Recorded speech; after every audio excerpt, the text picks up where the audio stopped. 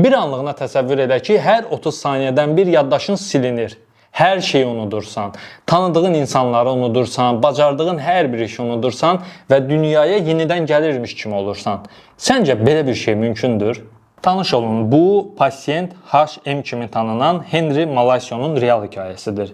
Onun həyatı həm faciə, həm də tibb üçün bir möcüzə idi. Henry'nin ağır epilepsiyası var idi. 1953-cü ildə həkimlər riskli bir əməliyyat etdilər. Beyninin yaddaş üçün kritik olan hissələrini hipokampusu çıxardılar. Əməliyyat epilepsiyanı dayandırdı, amma dəhşətli bir yan təsiri oldu.